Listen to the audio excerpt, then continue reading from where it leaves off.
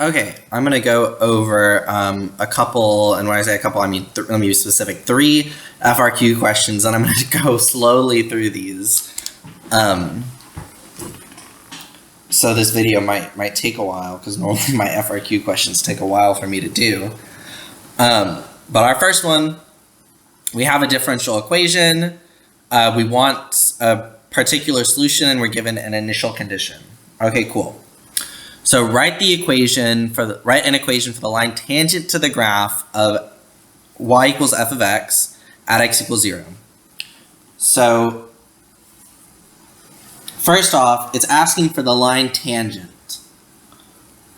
So we should have things going off here. What is our line tangent? Well, that's our y equals m times x minus x1 plus y1. This is our tangent line, where our x1, y1 are just a point. What is our m? Our m is our, I saw a notation that I actually want to start using while I was looking at this. So I'm going to come over here.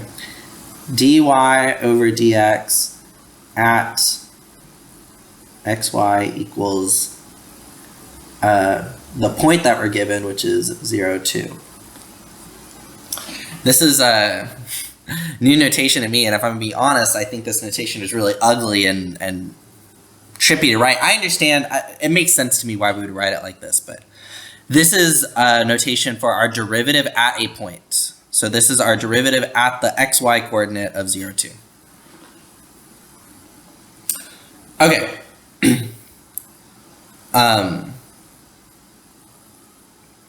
Cool. So we already have, let me just plug in what we know already. Well, we know y equals, what is our dy of d over x at this point? It's 10 minus 2y, so it's 10 minus 2 times 2. I'm just going to write that. 10 minus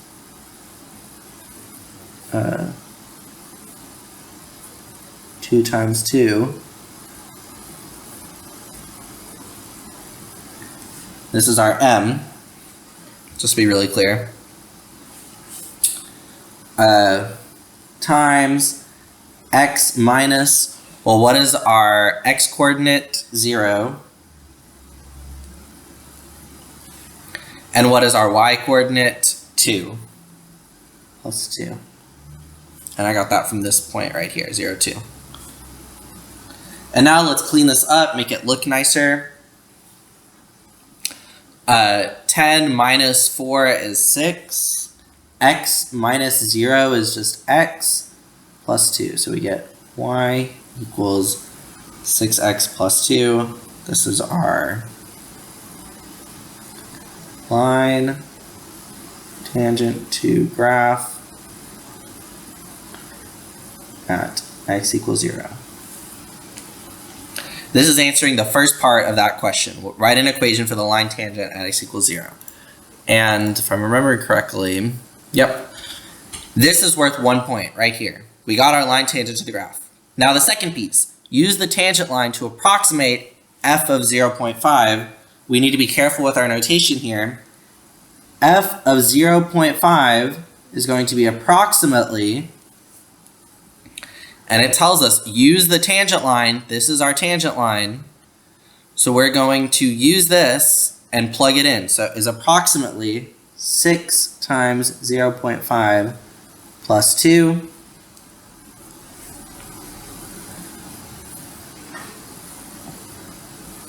And you know, I want to build a habit here. This is our safe stop, which I've said on other FRQ questions. I'm going to say it here. It's our safe stop. I'm not simplifying further than that. This gets you your second point, writing this piece right here. I'm not going to do the math further than that because I could make a mistake. Okay. Moving down, we got both points. This is 1 point. This is our second point. On to part B. So we want to find the value of d squared y over dx squared at the point 0, 2. So let me just rewrite my dy over dx because 10 minus 2y. 2y 2x equals 10 minus 2. Because we can't see it on there, so let me just rewrite it right here. This is our dy over dx.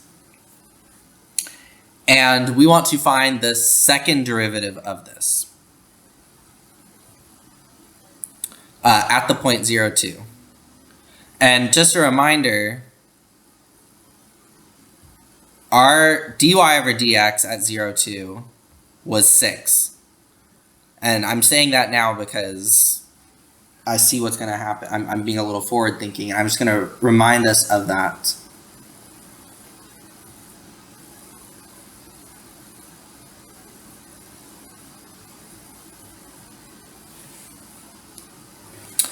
Our first derivative at this point is 4.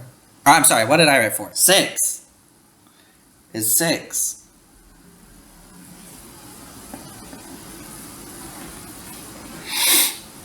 Okay, and now we want to find the second derivative at the point 0, 2. So let's first find the second derivative. So d squared y over dx squared equals... What is the derivative of 10, 0? What is the derivative of negative 2y with respect to x? That's negative 2 dy over dx. And now we're looking at the point 0, 2, so let's use our new notation. D squared y over dx squared when our point equals 0, 2 equals negative 2 of dy over dx when xy equals 0, 2. See, this notation just feels really clunky to write. And that's my issue with it, is it's very clunky. I might try and look to see if I can find another notation we can use that's less clunky, because I'm not a fan of this. But look, why did I write this here? Well, we know what dy over dx at the point 0, 2 is. That was just 6, so we have just negative 2 times 6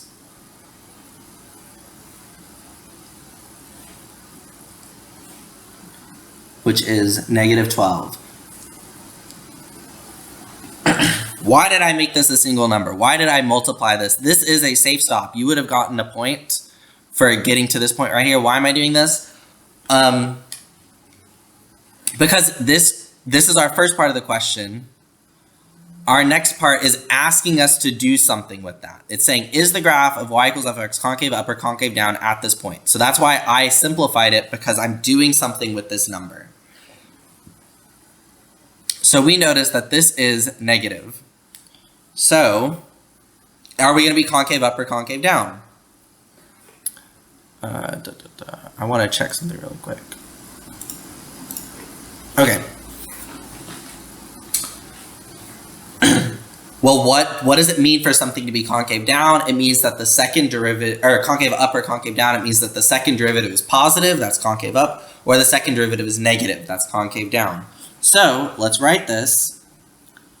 Our d squared y over dx squared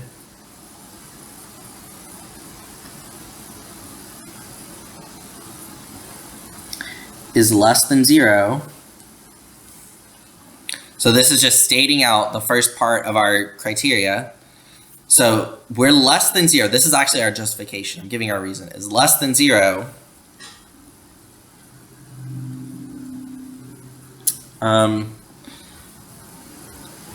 Okay, so because our second derivative is negative,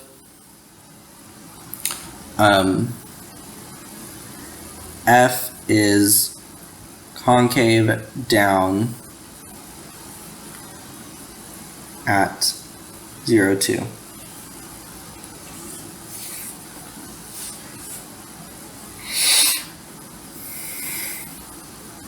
I'm just going to write it like that. So we said that it's less than 0, and that means that f is concave down. And this was your second point here, that you're concave down with your reason. Okay, part C, find y equals f of x, the particular solution at the initial condition. So remember our dy over dx equals 10 minus 2y. And we want to find the particular solution. So now we're getting into the actual differential equation part. The other two questions were kind of recap from our other units. We're going to use our separation of variables. We're going to end up with 1 over 10 minus 2y dy equals 1 dx. How do I get rid of the dy dx? Well, I integrate.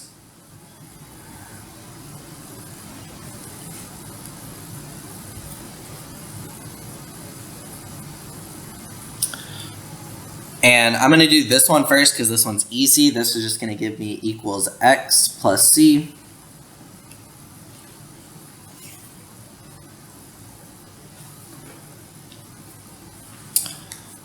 This one here, we're going to have to do something because this looks similar to my antiderivative of natural log 1 over x, or 1 over u, but it's not exactly like that. But what can I do to make it like that? Well, if I take this piece here and I say, I'm going to come down a little bit, u equals 10 minus 2y, then du equals negative 2 dy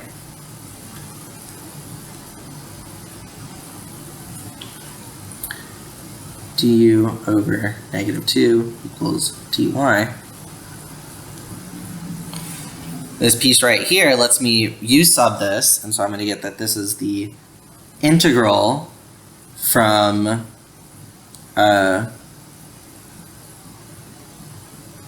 negative 1 over 2 times 1 over u du. And this is just a constant. I can pull it out. So I'm just going to rewrite that. I'm not going to write a whole line.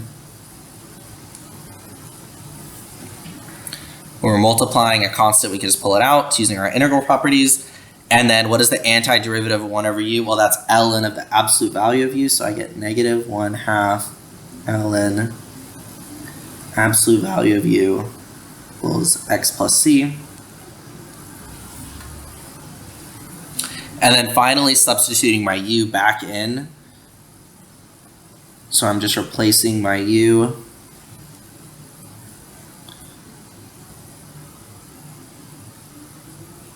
Did it sync? Yeah. Replacing my u again, we get negative 1/2 the natural log of the absolute value of 10 minus 2y equals x plus c. And here we're gonna, I'm gonna go ahead and I'm gonna substitute in with my initial condition. So let me just come up. So we're gonna get negative 1/2 ln of 10 minus 2y is 2 equals 0 plus c.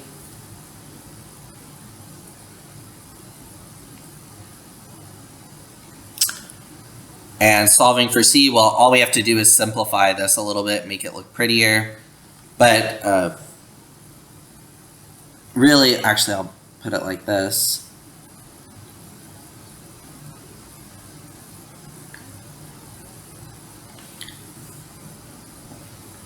Really, you can leave it like this. This is your c. You don't have to simplify any further than that, because we already found our c. The only reason I can see here to simplify is because it means we get to write less. So I actually will go ahead and simplify it. Because I am going to use this, I'm going to keep using this because I'm finding my c, but I still have to solve for y. And so if I leave this as it is, I'm going to have to write that a whole lot. And I don't really want to write that a whole lot. So 10 minus 4 is 6. We get this is C. And now we're going to substitute this back in. And we're going to solve for y. So I'm taking this part and I'm substituting it in here. So we're going to end up with negative 1/2 of the natural log of absolute value of 10 minus 2y equals x minus 1/2 the natural log of 6.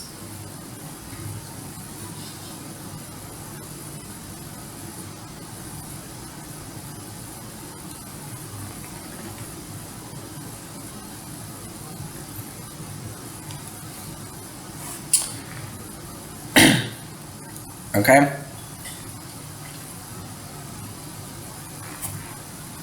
And now we're solving, so I'm going to multiply everything by negative 2, so we get natural log of 10 minus 2y equals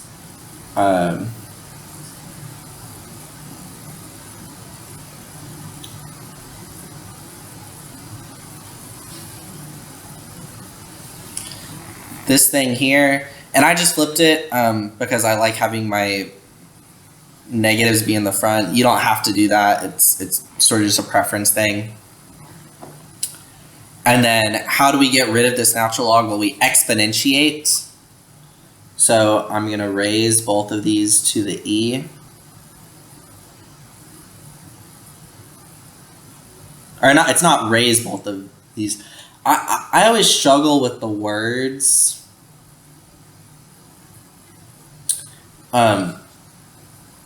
For what exponentiation is. It's I don't think there's a nice way to say this. I make this the power with the base of e. I don't to my knowledge, there's not a nice way to say that.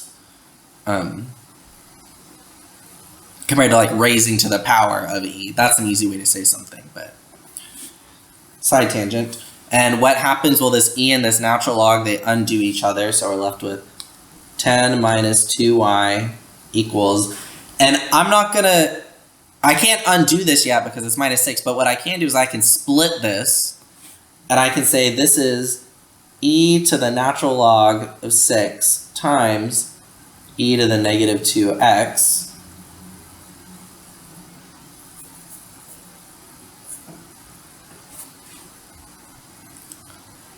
And now this e and natural log, they undo each other, so I'm left with 10 minus 2y equals 6 times e to the negative 2x.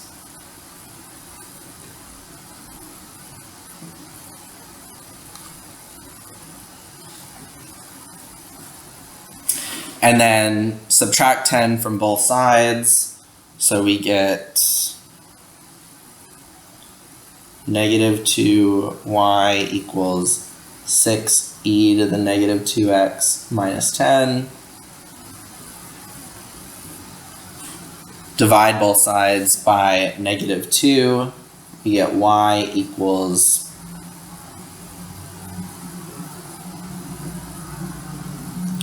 (5 minus 3e to the negative 2x).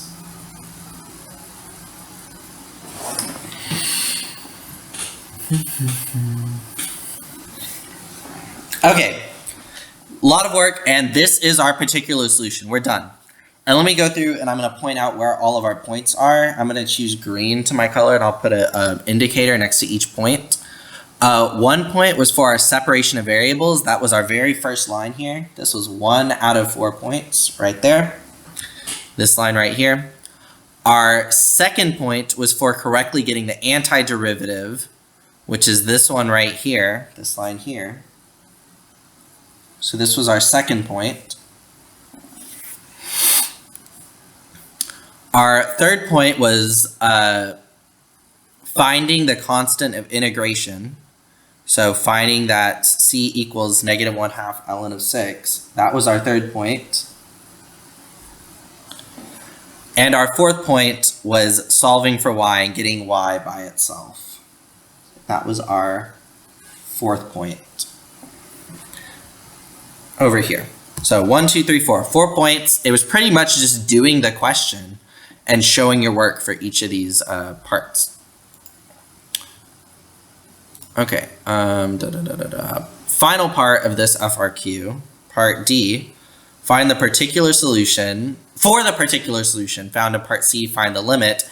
And just so you know, there's something called internal consistency. I've written that on some of your papers. If you get the wrong answer here, but you use that answer and get a correct answer, like let's say for instance you got y equals 5 plus 3 e to the negative 2x. If for some reason you got that as your answer and you find this limit correctly, you will still get this point. So the way to apply that in your favor is if a question requires you to use something from a previous part that you don't know how to do, so let's say you didn't know how to do part C, just pick something. Just pick it, put an answer for part C, even if it's the wrong answer, and then use that for part D and get part D correct so you get the point or however many points it's worth there for that. That's a way to use what the AP test does with internal consistency in your favor. But anyway, our particular solution was y equals 5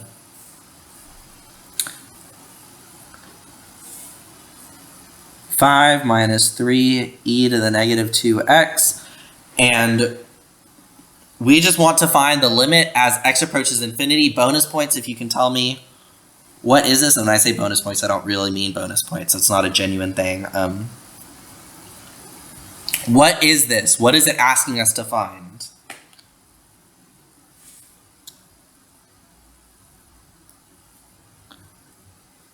Well, it's asking us to find a horizontal asymptote. This is our definition of a horizontal asymptote. If our limit as x approaches infinity or x approaches negative infinity is a number. So it's either end behavior or horizontal asymptote. If this gives us a number, it's a horizontal asymptote. If it gives infinity or negative infinity, then it's just end behavior. But okay, so let's take the limit. What is our limit as x approaches infinity of 5 minus 3 e to the negative 2x? Well, what should we do first? Let's try substituting in infinity as a visual understanding of what is happening. We get 5 minus 3 e to the negative 2 times infinity. Well, what is that? That's 5 minus 3 e to the negative infinity. And what is that? Well, that's 5 minus 3 over e to the infinity. Because that's just using our exponent rules. This making this a positive exponent would put it in the denominator. And then e to the infinity is like a really big number. It's basically infinity. So 5 minus 3 over infinity. This is like 0. So equals 5 minus 0. And that just equals 5. And now let's cross out everywhere that we did visual representations to help us. And what I mean by that is everywhere we have an infinity as an input, we're going to cross it out. We're not equal to this. We're not equal to this. We're not equal to this. And we're not equal to this.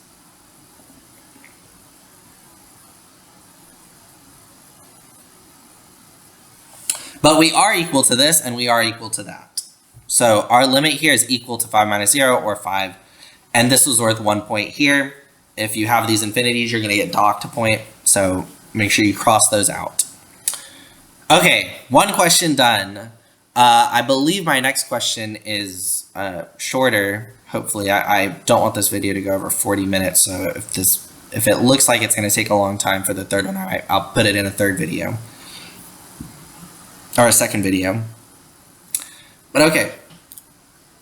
Let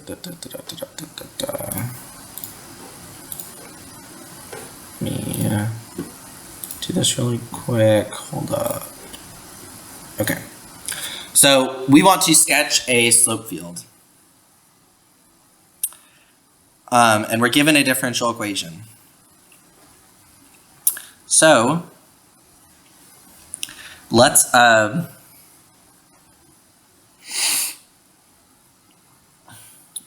look at the differential equation we're given, and where our points were given.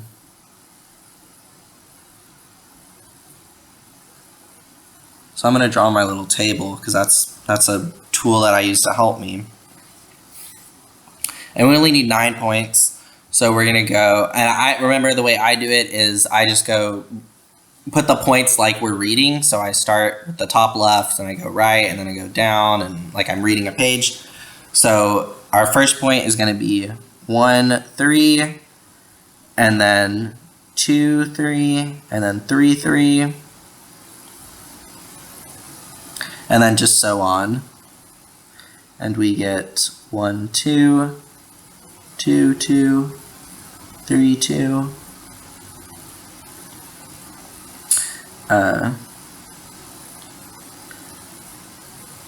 1, 1, 2, 1, 3, 1.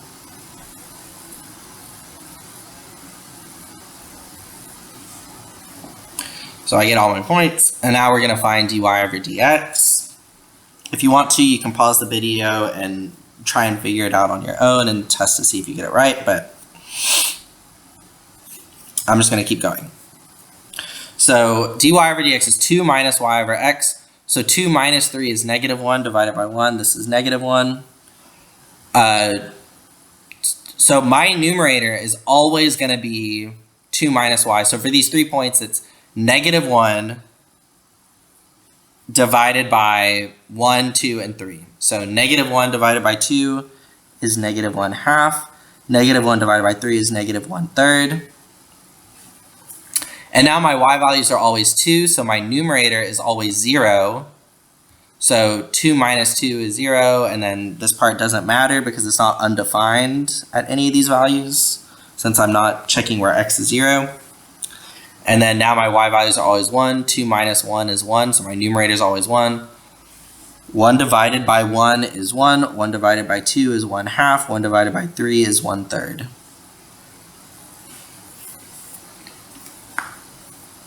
Okay, and now let's start actually doing our slope fields. If I'm starting here, I have a slope of negative 1. So I just need to draw a little line going down, and then it's negative 1/2, which is going to be a slightly less steep negative line, and then negative 1/3, which again is a even slighter less steep slope. Here at 2, it's all 0. So we should have 3 horizontal lines. And then here it's positive, so we have 1, then a less steep slope, then an even less steep slope for 1/2 and 1/3. And boom. Here's our slope field. This question was worth 2 points. 1 point was for your 0 slopes, 1 point was for the other slopes. So hopefully that should be like a free 2 points if you get a question like that. Okay, and then part B, let y be a particular solution to a differential equation with initial condition. Write an equation for the line tangent. So there's our keyword again, equation for the line tangent. Y minus y1 equals, I'm sorry, I don't use that one for my slope. Y equals m times x minus x1 plus y1.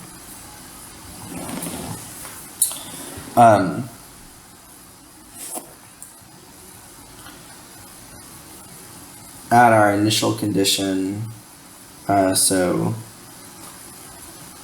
this is at dy over dx when xy equals 3, 1. Okay. And our slope is our derivative at 3, 1. And use this to approximate the value of 3.5. So let's start with our line tangent. What do we know?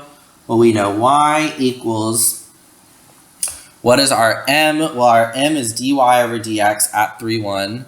dy over dx was 2 minus y over x. So we have 2 minus 1 over 3.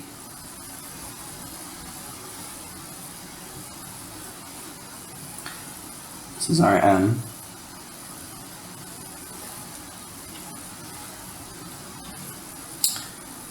Times x minus, what is our x coordinate?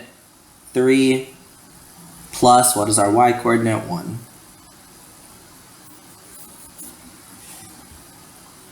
And then let's just simplify this and make it look cleaner because I'm going to use this equation later.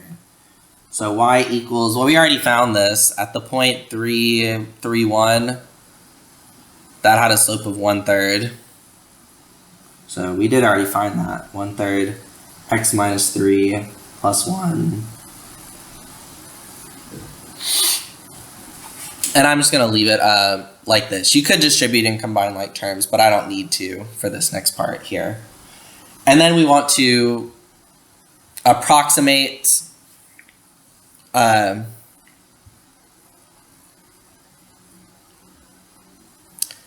this value here. So f of 3.5 is approximately, I said notation was important on the last one, but I didn't point out what notation is important. Here, we're approximating, use the approximately symbol. That's the double squiggly that I'm using here, the double squiggly. 1/3, 3.5 minus 3 plus 1.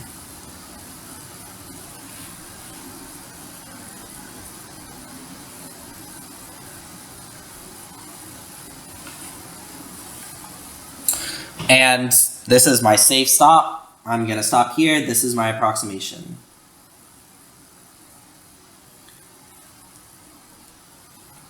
And this was 1 point, and this was a second point. So 2 points for this question. Again, this one very similar to the other one. Okay, part C. This is our long part. This question is worth 5 points. But we want to find the particular solution with the initial condition. Okay. The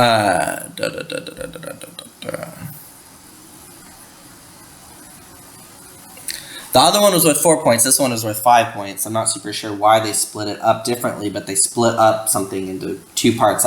2 points that was only worth 1 point on the other one.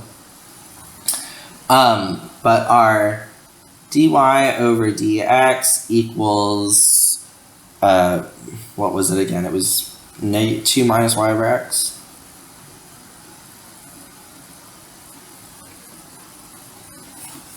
Okay, so this is our first derivative. We're going to use our separation of variables. We get 1 over 2 minus y. dy equals 1 over x dx. Oh, I think that's why they split it up. Okay, yeah. Okay, how do we deal with this? Let me zoom in. We're going to integrate both sides. And again, we're going to have to use a u sub for the left-hand side, but the right-hand side, that one's fast. The antiderivative 1 over x is the natural log of x plus c.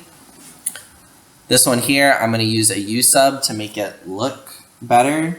So I'm taking this, let me make my highlighter not so thick. 2 minus y. I think it's actually going to turn it green. That's what it looks like on my screen. Oh, okay. Well, it's an ugly green on y'all's screen, but it looks a pretty green on my screen. So let's see. Let's use this light green. U equals 2 minus y. du equals negative y of negative dy du over negative 1 equals dy. I think it'll be a light green. Let's see. Yep, it's nice light green here. And we'll u sub that in, and when we u sub it, we're going to get the integral of, I'm just going to have my negative b on the outside, 1 over u du. And I am going to sort of skip a step here, but I'll explain what I'm doing. The antiderivative of 1 over u is the natural log of u, and I'm just going to substitute in this 2 minus y, so I don't have to write another line. So we get negative natural log, the absolute value of 2 minus y equals the natural log of x plus c. And just to give us context, we're in a similar spot as before. Use my dark green. Our separation of variables was 1 point, and our antiderivative is a 2nd point.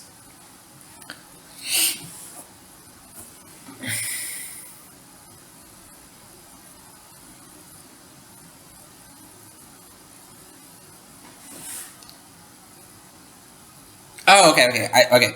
So this is where the 3rd point is coming from. This 3rd point, this is where they split it, is actually this plus c is worth its own point for this question. The other question, it was not worth its own point. This one, it is worth its own point. So that plus c is important. It could be the difference between your 4th and your 5th point on an FRQ. Okay.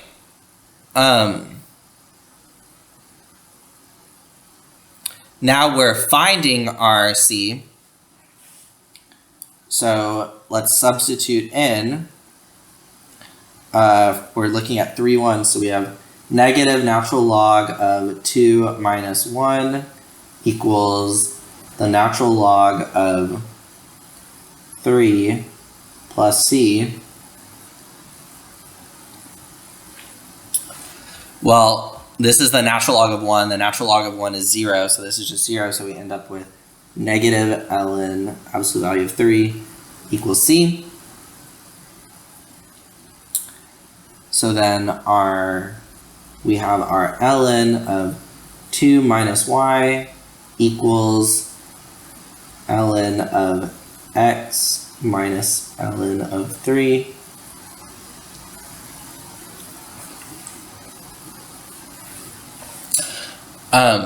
Okay, and this is our 4th point here, finding c. Our 5th point is just solving for y. So let's solve this for y. If you want to, you can actually use a log rule here. You can simplify this, but I'm just going to use my exponent rules because that's what we're more familiar with, what I've been using. So I'm going to raise both of these, exponentiate these so that they both have a base of e. So I'm exponentiating them, and that undoes the natural log, so I'm left with 2 minus y equals, and this one here I'm going to skip a step, but I'll say what I'm doing. This is the same thing as e to the ln x times e to the negative ln of 3. So I'm just going to undo that. It's just going to become x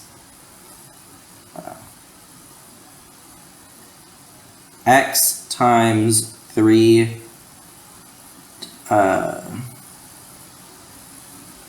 shoot. Let me think really quickly. Let me show the steps for it, right? Because this is e to the ln of x times e to the negative ln of 3.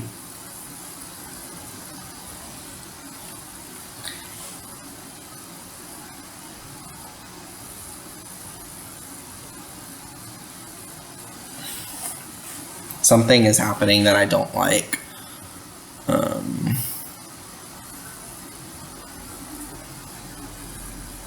I think I might have made a mistake somewhere is what's happening.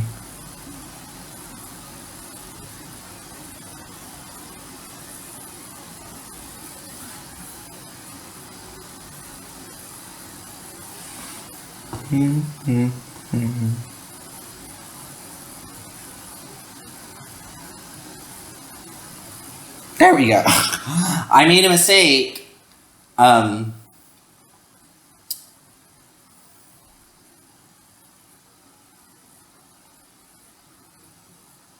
So let me back up. Hopefully you caught this mistake and we're doing it correctly on your paper.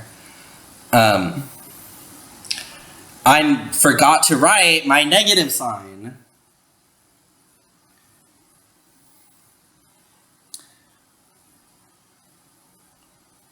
So that's going to actually change things just a little bit. We get ln of 2 minus y is equal to ln of 3 minus ln of x. That's just dividing everything by a negative 1.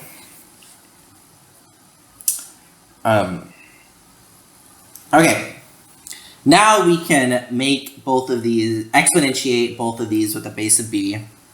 Maybe that's the good way to say it. I'm not sure if that's proper, but exponentiate with the base of is rolls off the tongue nicely. And we get 2 minus y equals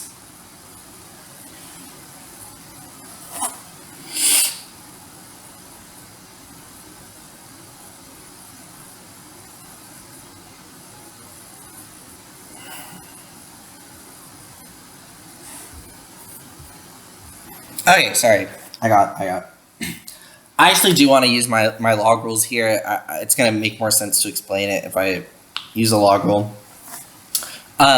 So our log rule, ln of a minus ln of b is equal to ln of a divided by b. So this is going to be the same thing as e to the ln of 3 over x. Absolute value doesn't change that part of our rule. And that's what we have on our sheet, so hopefully it's something we memorized. And now it undoes a lot cleaner, and we get 2 minus y equals 3 over x. And if we solve for y, we get y equals 2 minus 3 over x. I'm going to skip steps there, but you can, I believe you can catch up and follow that. Okay. Anything else I want to say here? Oh, I want to talk a little bit more about domain. And you don't need to say this to get the point.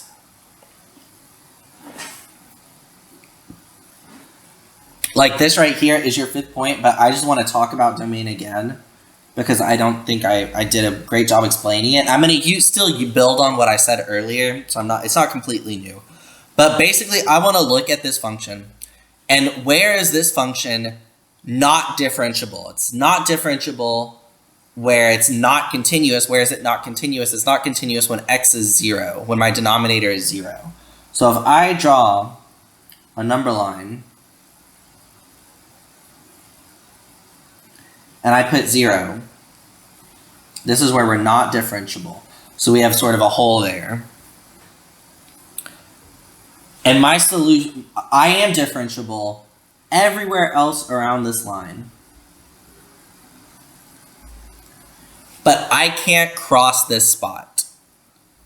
Because I'm not differentiable there, we're going to lose the power of this separation of variables. And we can't do this whole thing when it's not differentiable. So where's our initial condition? Our initial condition is at 3. So that means that we need to be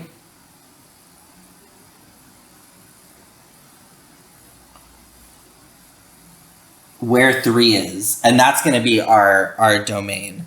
So our domain is everywhere to the right of 0. So our domain is x is greater than 0. Because we're not differentiable at 0, and our initial condition puts us at this spot here. We can't cross over this hole because that messes up everything we did here. Okay, hopefully that explains. This is the process I'm going to use. Hopefully it explains a little better. And I know I'm at 45 minutes already, but I'm going to keep going because I don't want to record another video. And we're going to do this final one. This video is probably going to end up being an hour. This is our final FRQ question. That one was only 3 parts. This next one is also only 3 parts. So hopefully it doesn't take too long. Let me find it. It is this one. Nope, not this one. This one.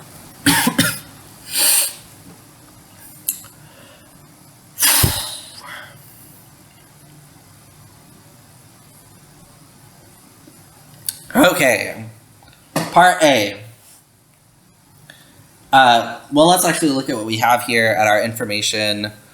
A book in a popular series goes on sale at time t equals 0. What does that mean? What can I pull out from that right sentence right there? It means our domain t is greater than or equal to 0. This book was not being sold before 0.0. Okay, so that's the domain of our function. And the total number of books sold by total t hours is modeled by the function b that satisfies the differential equation. This one with b12 equals 36, where b is measured in hundreds of books. So let's actually put a note to the side here. B is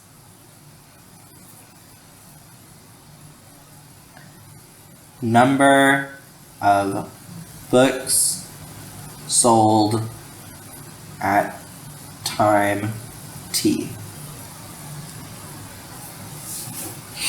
So that's what our B represents. And B12 with 36, so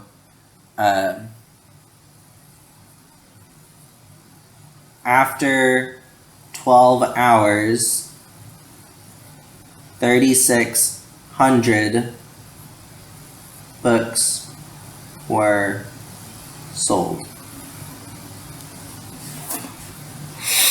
That's what this next part here. After 12 hours, 3,600 books were sold. Because this says B is measured in hundreds of books. So 3,600, 2 zeros.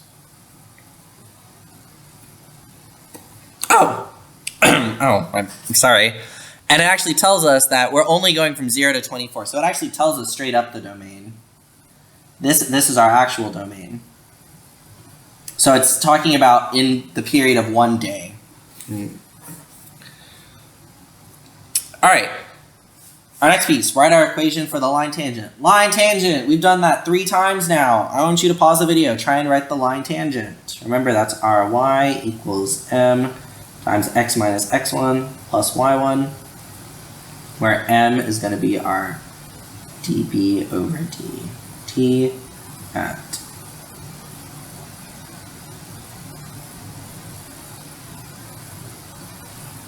our point.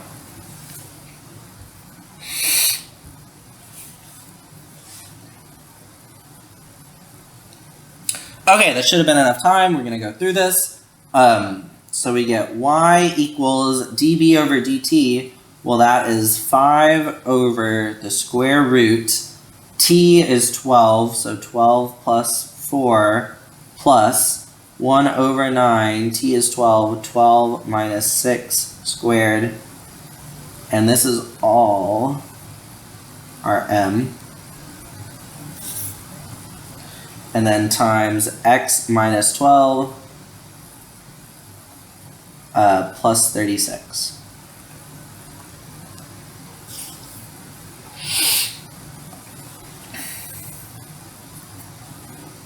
Okay, and now let's make this a little cleaner. Y equals, I'm not going to do this, I'm going to do this pretty quickly.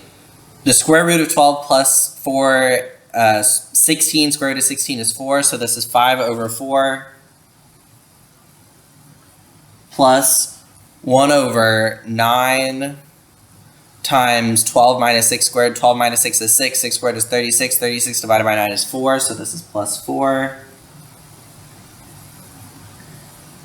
times x minus 12 plus 36. And then I'm gonna clean it up even more. 5 over 4 plus 4. Well, 4 times 4 is 16. 16 plus 5 is 21. So we have 21 over 4. X minus 12 plus 36. All right, and here's our equation of the line tangent. This is 1 point right here. 1 point that we got there, and our second point, just like all the other ones, approximating it at time 10. So our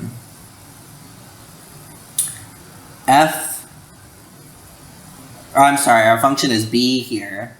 Let's be careful with our notation. Our function is b, so b of 10 is approximately 21 over 4, 10 minus 12, plus 36.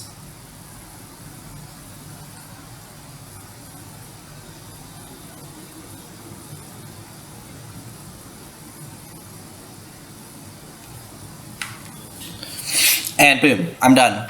This is my second point. It's a safe stop. I don't have to do anything else with this. I'm moving on. Okay. Part B. This one is worth 3 points. Find b double prime of 5 using correct units. Interpret the meaning of b double prime of 5 in the context of the problem. So I had foresight here. That was actually why I started priming us with talking about what is b and what does this stuff mean, because this question here is asking us to interpret the meaning of b double prime of 5 in the context of this problem. So b double prime of 5, well, we know that let's choose a different color. I don't want to use that color. Let's go back to black. db over dt, that equals b prime, and that equals 5 over the square root of t plus 4 plus 1 over 9 t minus 6 squared. So we have our b prime. Now let's find our b double prime using our derivative rules. Well, this one, let me actually, before I write b double prime, let me write it a little nicer and sort of go slow through this. This is the same thing as 5 times t plus 4 to the negative 1/2 plus 1 over 9 t minus 6 squared.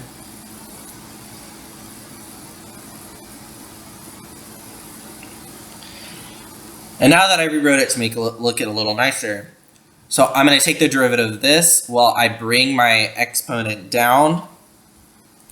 5 times negative 1/2 is negative 5 over 2 times t plus 4. I subtract 1 from my exponent, so negative 3 over 2.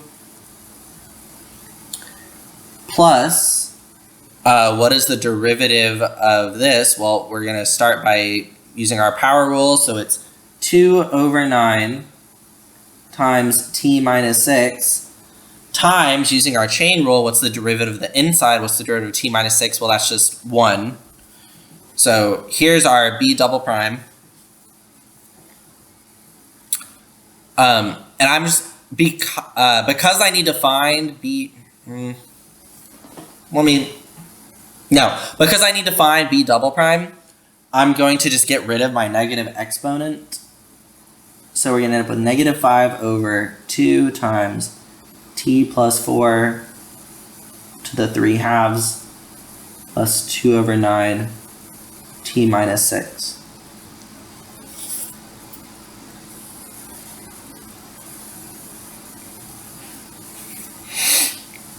And this is a point. This is one of your 3 points right here. This is 1 point. And now our second point is going to be from actually finding b double prime of 5. So b double prime of 5 equals negative 5 over 2, 5 plus 4 to the 3 halves plus 2 over 9, 5 minus 6.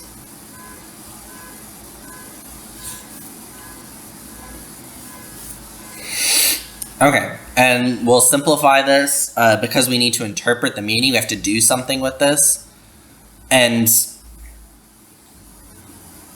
I'll explain how I'm sort of doing that as well. So first off, easy one. Let's just do all our adding. 5 plus 4 is 9. 5 minus 6 is negative 1. So that's just this part and this part here. And now the tricky part, 9 to the 3 halves. So I can do this two ways. I can first say what is 9 cubed and what's the square root of whatever number that is. Or I could say what's the square root of 9 and then cube that.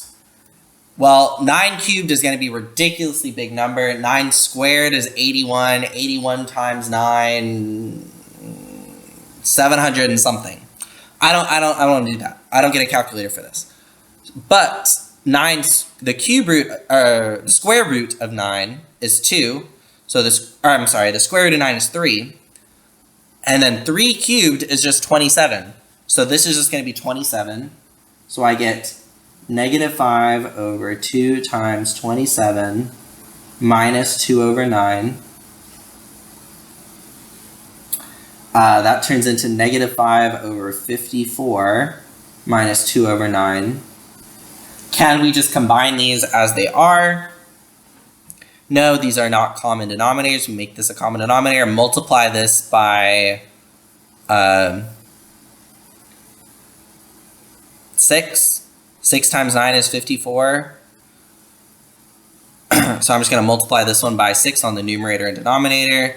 Negative 2 times 6 is negative 12. Negative 5 minus 12 is negative 17 over our new denominator of 54. Boom. Okay. And we found b double prime of 5. This is our second point. And our third point. We need to interpret this. Okay, so with our interpretation, let's start with our easy part. When are we talking about? Well, we're talking about when t equals 5. So let's write that. I'm going to use pink for my interpretation. So at time t equals 5, that's when we're talking about. And now what are we talking about? This is our second derivative of b. So what is b again? B is the number of books sold at time t. So we're talking about the rate of books sold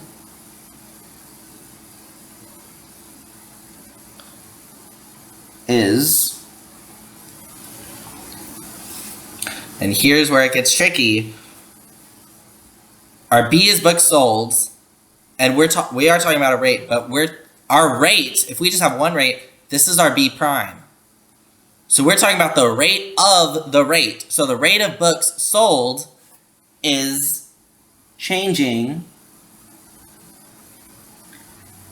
at a rate of negative 17 over 54.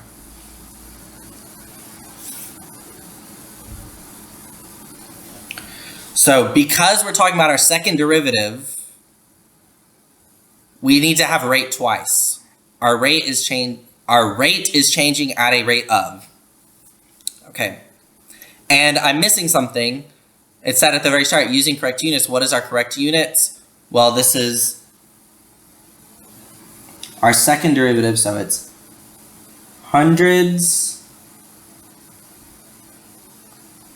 of books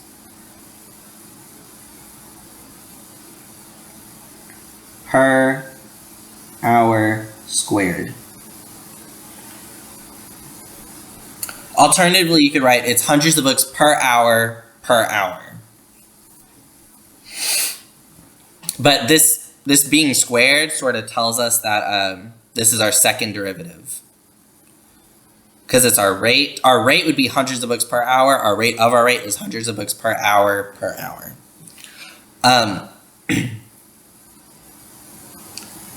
I know this video is long and I still have one part to go, but I want to say something about this. Another way you could write this, which I'll do in this, this color.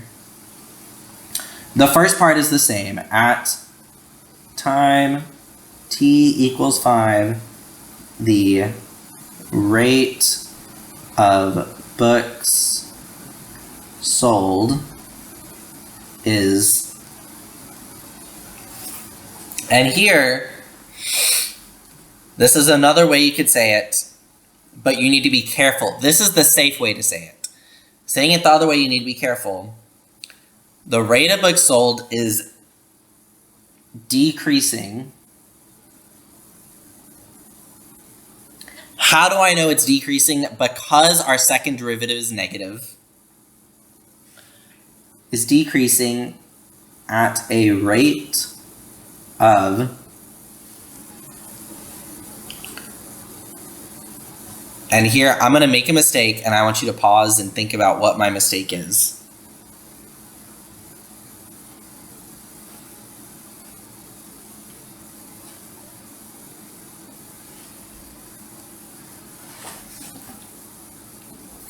So this is exactly the same, except I changing to decreasing, and I made a mistake in this.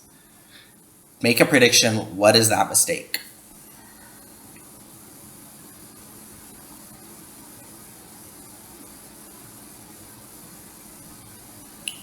Okay, if you got that my mistake was, I'm saying decreasing. Well, if we're decreasing at a negative rate, well, that's a negative times a negative, basically. This decreasing is an implied negative. So I'm saying I'm decreasing at a rate of negative 17 over 54. That's the same as increasing, because it's a double negative, and we don't want double negatives. So the way to say this is that we're decreasing at a rate of 17 over 54.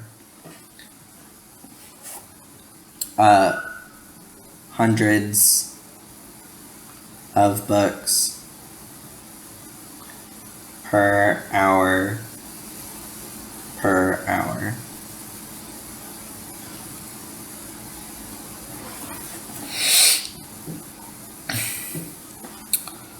Okay. Finally, part C, and then I'm going to be done. Find an expression B of t based on this model. What is the total number of books told by time t equals 21? Okay. So we want to find B of t. We want to find our actual solution to this.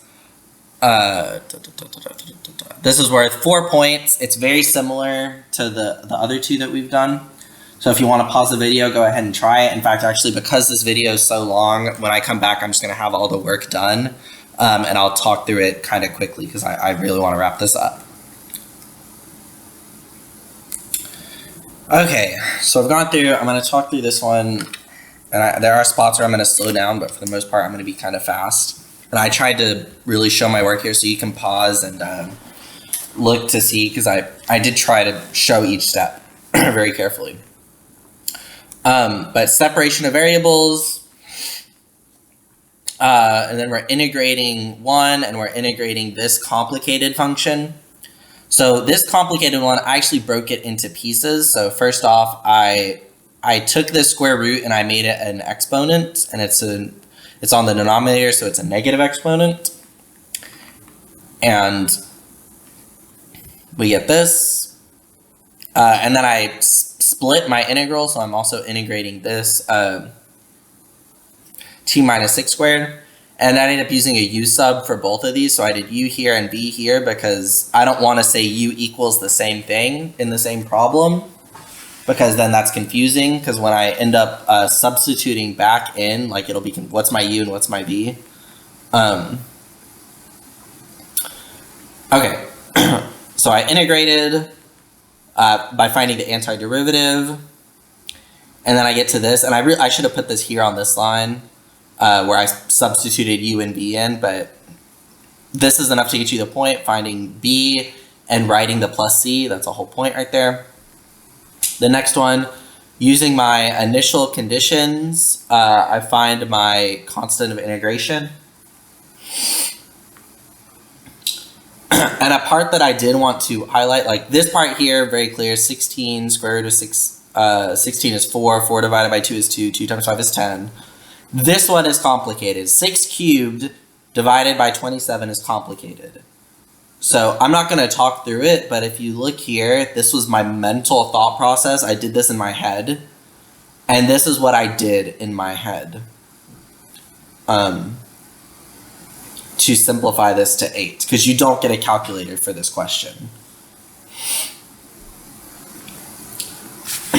And my highlight here is that I split this 6 cubed into 2 times 3 cubed and use my exponent rules to split that up.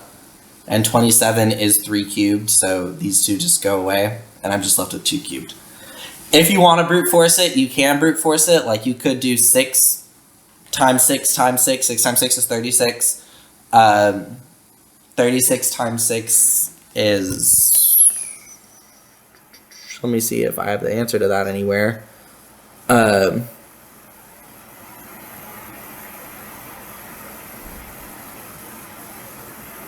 Nope, I don't. I don't have the answer to that anywhere.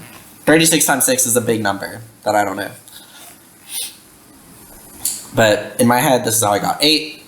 I found my constant of integration. That's a point right there. And then here, I wrote my B of t, replacing my constant of integration with 18. And then the question asks us to, what is the total number of books sold by time, t equals 21. So I just found B of 21. And you can get a number here. It's possible for you to simplify this. But truthfully, as soon as I looked at this 15 cubed, 21 minus 6 times is 15, 15 cubed, I was like, I don't want to do all of that. So I just stopped. Because this is a safe stop. This is the correct answer. And I don't want to open myself up for any more mistakes.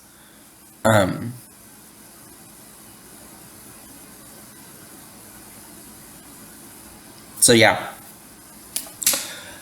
This was 3 FRQ questions going over our differential equations unit and a little bit of a bringing back some of our old things and how they kind of can be asked together, because I can really ask anything I want. This is a long one, so if you stuck around the whole time, thank you for watching.